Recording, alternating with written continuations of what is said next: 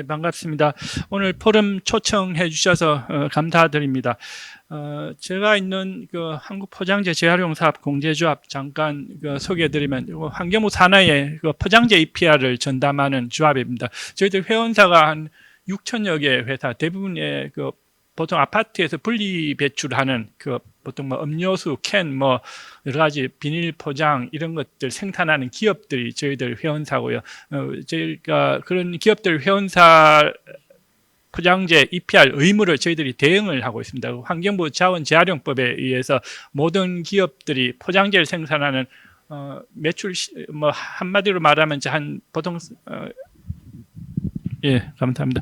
간단히 말하면 한 10억 정도 매출 규모 이상이 되는 그 대부분의 회사들이 저희들 회원사고, 우리나라에 한 6천 개 이상의 회원사들이 원래는 각자 이제 배출한 그 포장재를 수거 재활용을 해야 되는데 직접 못하기 때문에 저희들한테 이제 분담금을 내고 이제 가입을 해서 저희들이 대응을 하고 있습니다. 저희들 EPR이 거기에 주된 업무고, 또 하나는 이제 포장재 재질 구조 개선이라고 해서 가급적 재활용이 쉽게 포장재 재질이나 이렇게 또는 포장재 중량을 좀 이제 줄이는 그런 여러 가지 컨설팅을 하고 있습니다. 그리고 관련되는 분리 배출이라든지 국민들을 자원순환 홍보도 같이 하고 있고요. 저희들이 자원순환 순환경제 일선에서 이렇게 일을 하고 있다, 그렇게 자부심을 느끼고 있습니다. 오늘 제가 이제 발표할 그 내용은 우리나라 포장재 자원순환의 현재 현황, 그리고 2023년도까지 한 EPR 시행이 20주년 됐습니다. 지금 22년 차인데요. 한 20주년에 대해서 우리나라 EPR의 성과 이런 것들을 공유하고 앞으로 발전 방향에 대해서 좀 설명드리는 시간으로 하겠습니다.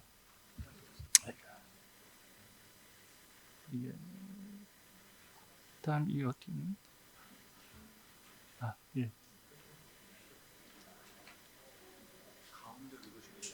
예. 그 EPR 개념은 뭐 잘 아시다시피 그 배출한 기업이 이제 수거 재활용까지 책임지는 제도가 우리나라는 자원순환 그 재활용법에 이제 의무화되어 있습니다. 왜 소비자가 책임을 안 지고 기업이 책임을 지게 하느냐, 그게 EPR 개념인데, 이게 순환경제가 되려면 포장재 버리는 양을 줄여야 되고, 또 재질을 이제 포장재 재질을 자원순환이 용이한 재질로 계속 바꿔줘야 됩니다. 예를 들면 요즘 먹는 샘물 보면 다 무색으로 투명병으로 다 바뀌지 않습니까? 그게 재활용이 하기 좋기 때문에 바뀌고 있는, 과거에 안 그랬거든요. 그래서 또 라벨도 이게 없애거나 또는 줄이거나 이렇게 해야지 순환경제가 버려지는 양도 줄이고 순환경제가 재활용이 용이한데, 이걸 시민들은 못하면 시민들은 그냥 단지 사기만 하고 소비를 할 뿐이지, 실제로 이게 양을 줄이고 또 재활용이 용이하게 재질을 바꿔주는 거는 생산하는 기업들이 이걸 공장에서 바꿔줘야 됩니다. 그래서 이제 EPR 개념이 소비자들한테 책임을 안 주고 기업들한테, 포장재를 생산하는 기업들한테 기본적으로 책임을 지게 하고 있습니다. 이게 유럽에서 시작한 제도고, 저희들이 이제 유럽을 벤치마킹해서 이제 저희들이 한국에서 한 22년째 지금 도입을 하고 있습니다. 예, 우리나라 EPR 전체 제품이 품목이 28개입니다. 포장재 품목이 4개, 그리고 제품 품목이 24개에서 총 28개 품목입니다. 이게 유럽보다 훨씬 많습니다. 유럽은 크게 보면 포장재, 배터리, 전기전자제품, 크게 보면 카테고리가 3개 정도인데, 우리는 지금 28개, 굉장히 많은, 유럽보다는 우리가 늦게 출발했지만 지금은 굉장히 성과나 또는 제도 면에서 우리 K-EPR이 유럽보다 훨씬 낫다. 어떻게 보면 전 세계적으로 우리가 제일 낫다고 저는 생각을 하겠습니다. 그만큼 우리가 굉장히 제도를 잘 만들었습니다.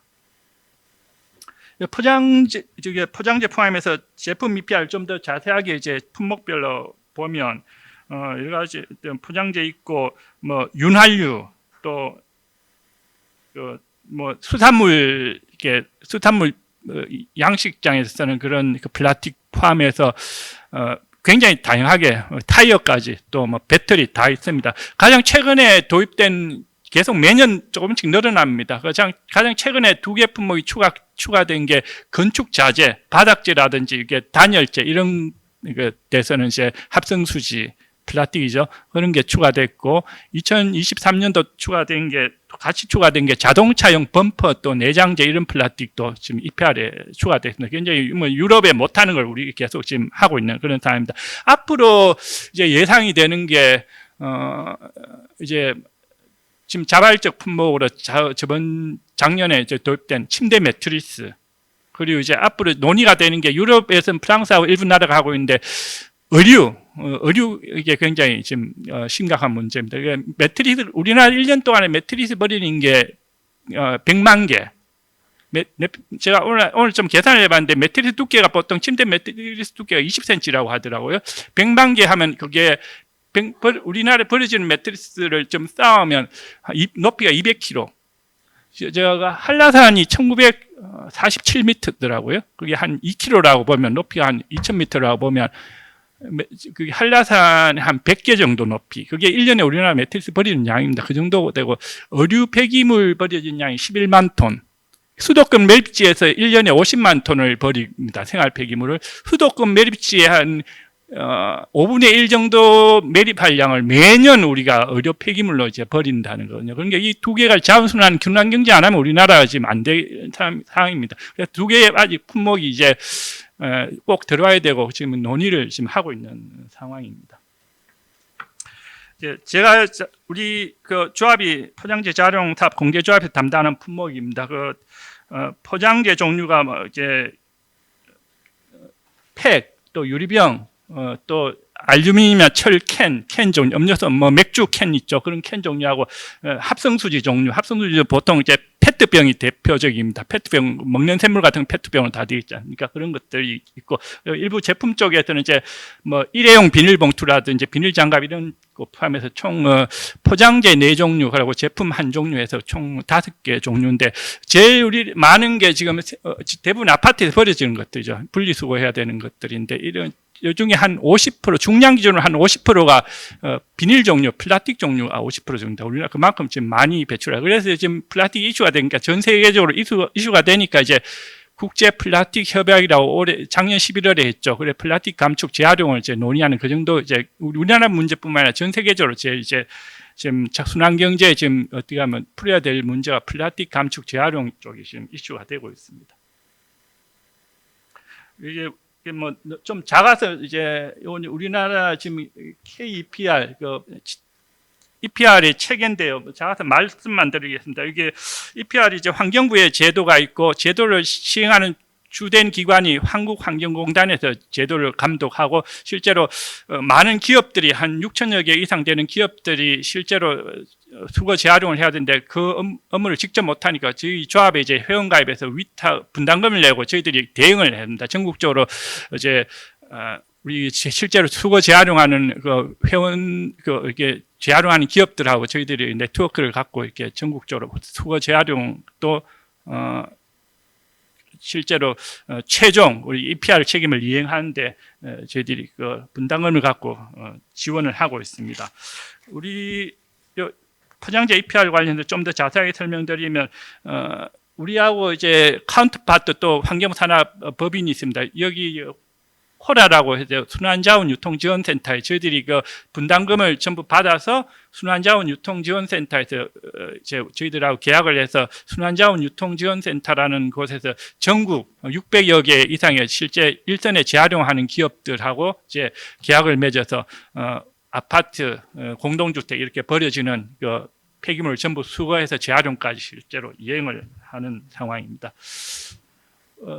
우리 품목들별로 이제 정부에서 재활용 목표가 정해져 있습니다. 보통 그냥 단순하게 생각하면 기업에서 생산한 포장재 양이 한 70% 내지 80% 정도를 보통 이제 품목별로 이렇게 정하고 있는데 대부분 그 품목별 정해진 우리 그 목표율보다 우리 조합에서 매년 100% 이상씩 달성하고 있습니다. 작년 같은 기준으로 보면 정부 목표보다 한 117% 정도, 한 17% 초과 달성해서 매년 이제 굉장히 어떻게 보면 정부 목표를 충분히 달성하고 잘 하고 있다 그렇게 지금 말씀을 드릴 수 있습니다.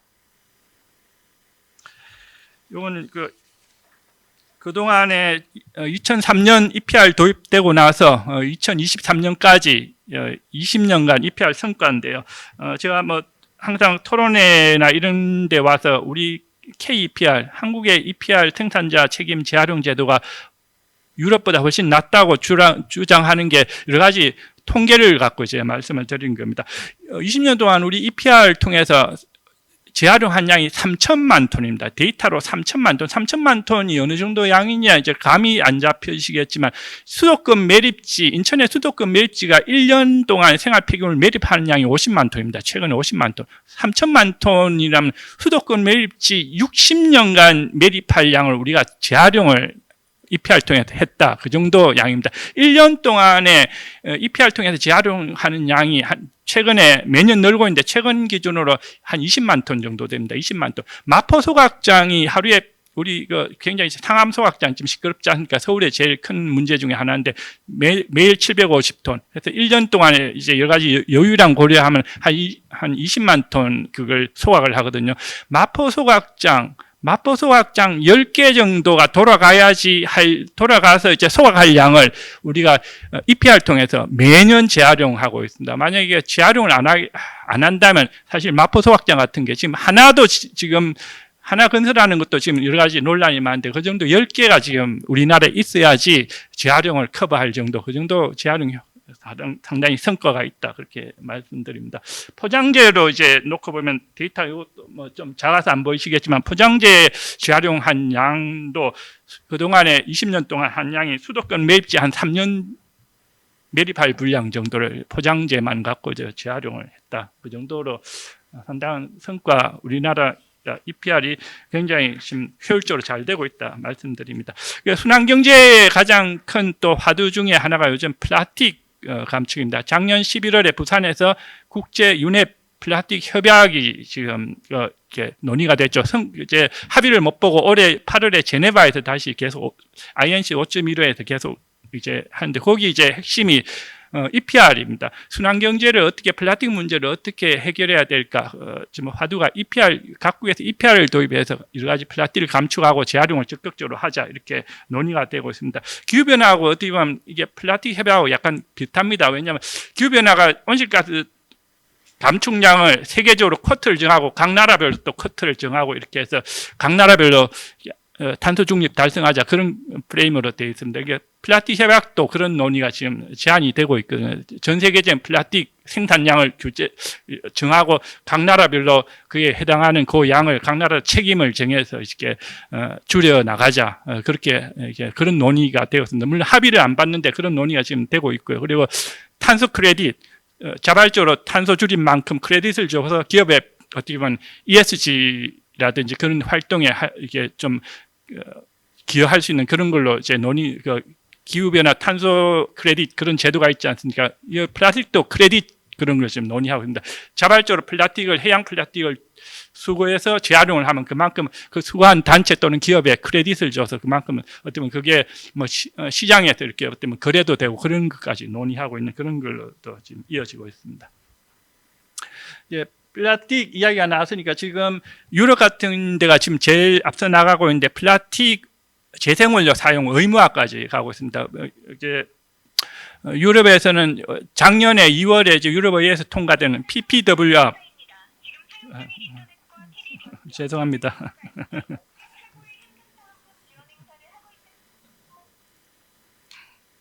죄송합니다. PPWR이 지금 유럽에서 이제 작년 2월에 통과되고 그 내용 중에 하나가 이제 물론 일회용 플라스틱 일회용품 줄이는 것도 있지만 이제 재생원료 플라스틱을 사용을 각국별로 의무화하는 그런 내용이 있습니다. PPWR에 보면 유럽에는 2030년까지 최소 10에서 30% 이제 재생원료 쓰고 2040년까지는 50~60% 정도 재생원료 쓰도록 지금 의무화하고 있습니다. 영국 같은 경우는 이미 2020년부터 10톤 이상 플라스틱 포장재 생산하는 기업들에 대해서는 플라스틱 텍스 제도를 도입해서 플라스틱 용기에 30% 이상 재생원료 쓰지 않으면 세금을 물리겠다. 그래서 영국에서 이미 시행을 하고 있고 프랑스 같은 경우는 2025년까지 올해죠. 이미 이제 모든 플라스틱 용기는 100% 재활용을 하겠다. 그렇게 정책을 지금 추진하고 있습니다. 글로벌 기업에서도 지금 유니레버, P&G, 또 네슬레, 코카콜라 또는 이게 로리알 같은 데서는 이미 각 나라, 이제 각 국가 규제도 있지만 또 ESG 경영, 또 소비자들 여러 가지를 이제 요구에 의해서 지금 각 목표 연도는 틀리지만 50% 또는 30% 또 100% 재생 원료 쓰겠다 이렇게 이제 다 정책을 추진하고 있고요. 지금 우리나라 롯데, LG, 또 쿠팡, 또 제일제당 이런데 우리 다 회원사입니다. 전부 자발적으로 어떻게 보면 ESG 경영 차원 또는 우리도 지금 순환경제법이 굉장히 강화가 되고 있습니다. 그에 맞춰서 우리나라 대기업도 굉장히 재생원료 사용에 지금 굉장히 관심을 많이 갖고 있습니다. 이제 단지 이제 우리가 EPR은 앞서가 있는데 재생원료 사용 이거는 유럽 기업이나 유럽 시스템보다 우리가 한 발짝 조금 늦습니다. 그래서 앞으로 올해 이제 우리 재생원료 사용 법안이 국회에서 통과가 됐거든요. 이제 먹는 샘물 같은 경우 또 음료수병 같은 거는 앞으로 용기에 10% 이상 재생원료, 플라스틱 재생원료를 이제 쓰도록 이제 법이 통과됩니다. 그래서 내년부터 아마 시행이 될 거라고 생각하는데 그렇게 되면 우리나라도 앞으로 재생원료 사용, 용기 자체를 이제 재생원료로 써서 이제 제조하는 그런 방향으로 앞으로 정책이 발전할 거라고 지금 예상이 되고 있습니다. 그게 지금 이미 요런 제도입니다. 이제 용기에 이 플라스틱 용기는 10% 또는 20% 재생원료를 써서 만든 용기입니다. 이렇게 이제 표시할 수 있도록 그렇게 하고 있는데 이게 표시 제도는 작년부터 이미 시행이 되고 있고 이제 올해 법이 통과돼서는 이제 이런 먹는 샘물 용기 같은 거는 무조건 내년부터는 모든 플라스틱 페트병 먹는 샘물 용기는 10% 이상 재생 원료를 쓰도록 되어 있습니다. 이게 유럽에서는 이미 30% 이상 지금 또 50% 이상 쓰고 있는데 우리가 조금 늦는 상황입니다. 여러 가지로 지금 준비를 많이 하고 있고요. 지금 재생 플라스틱 생산하는 기업들이라든지 또는 실제로 제조하는 그런 기업들하고 잘 협업하고 있어서 논의를 하고 있습니다. 또 플라스틱 여러 가지 용기에 대해서 재질 구조 개선, 재활용이 용이하냐 또 재활용이 어렵냐 이렇게 등급을 나눠서 저희 조합에서 또 이게 평가하는 그 제도를 저희들이 또 자문을 해주고 있습니다. 재활용이 어려울수록 EPR 분담금을 많이 내고 재활용이 쉬울수록 이제 감면해주고 이런 제도가 유럽에서 하고 있거든요. 우리나라도 이제 그런 제도를 지금 도입을 앞으로 더 강화를 할 거고요. 재활용이 어려운 등급 같은 경우는 의무적으로 이 용기는 재활용이 어렵습니다 하고 이게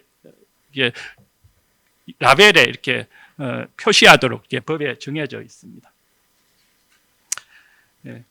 그리고 이제 EPR이 지금 전 세계적인 순환경제에 순환경제를 달성하는 핵심 수단인데 EPR 통해서 앞으로 이제 해결해야 될 문제가 폐기물 감축 또 재활용, 순환경제 달성 그리고 또 많은 개도국 같은 데서는 좀 그 선진국의 기술이라든지 노하우를 많이 벤치마킹하고 싶어 합니다. 지금 사실 KEPR 배우려고 동남아 많은 나라들이 우리나라를 많이 방문하고 있습니다. 그래서 이런 것도 우리나라 기술이라든지 또는 여러 가지 R&D 자금 이런 것들을 우리가 KEPR 통해서 외국에 많이 지원을 해줘야 되는 상황이고요. 그리고 플라스틱 용기 같은데 유해 물질 이런 데 감축 이런 것도 EPR 통해서 이제 앞으로 발전시킬 수가 있습니다. 앞으로 우리 KEPR, 우리 포장재 EPR이 앞으로 가야 될 여러 가지 해결해야 될 과제 중에 몇 가지 좀 꼽아 생각을 해봤습니다. 먼저 첫 번째 이제 재생 원료 사용을 앞으로 좀 이제 넓혀가야 됩니다. 내년부터 시행되는 게 국회법 통과돼서 내년부터 시행되는 게 먹는 샘물하고 음료용기 투명한 음료 용기에 대해서는 최소 10% 이제 재생 원료를 쓰도록 되어 있고 앞으로 이것들을 여러 가지 다른 품목 유리라든지 캔 또 팩 이런 걸로 이제 점점 확대해 나가야 될 그 과제가 있습니다. 두 번째로 이제 재질 구조 개선 이게 우리나라의 포장용기 50%가 재활용 어려움 등급으로 이제 분류가 되어 있습니다. 그만큼 앞으로 가야 될 길이 멀다. 재활용 쉬울수록 이제 순환경제에 도움이 되고 EPR을 하기가 쉬운 거죠. 그러니까 지금 50% 정도 어려움 등급으로 분류되어 있는 거를 점점 낮춰서 순환경제에 맞는 포장용기로 친환경 포장용기로 지속가능한 포장용기로 점점 바꿔 나가야 될 상황입니다. 그리고 세 번째로 일회용 제품 이제 일회용 플라스틱 줄이는 그런 겁니다. PPWR 유럽에서도 이걸 굉장히 강조하고 있는데 우리나라도 앞으로 점점 일회용 플라스틱, 일회용 용기 이런 것들에 대해서는 여러 가지로 정책을 줄이고 또 재활용하기 쉬운 용기로 지금 제줄로 바꾸고 또 지금 보증금 하고 있습니다. 보증금 여러 가지 사유로 지금 잘 안 되고 있는데 이런 걸 앞으로 재활용이 용이한 그런 시스템으로 좀 정책 개선하는 그런 과제도 있습니다. 그리고 마지막으로 여러 가지 R&D라든지 또는 그 재활용 인프라, 전국의 인프라를 개선해서 좀 더 효율적으로 수거 재활용까지 이어지게 하는 그런 인프라를 고도화하는 그런 정책들이 앞으로 KEPR이 해야 될 과제가 아닌가 그렇게 생각을 하고 있습니다. 저희 조합은 우리 많은 EPR 우리 의무 생산자 우리 기업들하고 협업하고 또 실제로 재활용을 수거하고 재활용하는 우리 재활용 업계하고 가교 역할을 해서 우리 순환경제 제일 핵심적인 역할 또 우리나라 KEPR이 그동안 그랬지만 앞으로도 더 세계적으로 성공하는 그런 모델이 될 수 있도록 앞으로 이런 과제들을 잘 협업해서 정책 당국하고 또 우리 업계하고 잘 협업해서 해나가도록 하겠다 말씀을 드립니다. 오늘 이게 초청해 주셔서 감사드리고 앞으로 우리 포장재 EPR에 대해서 많이 관심을 가져주시면 감사하겠습니다. 이상입니다. 감사합니다.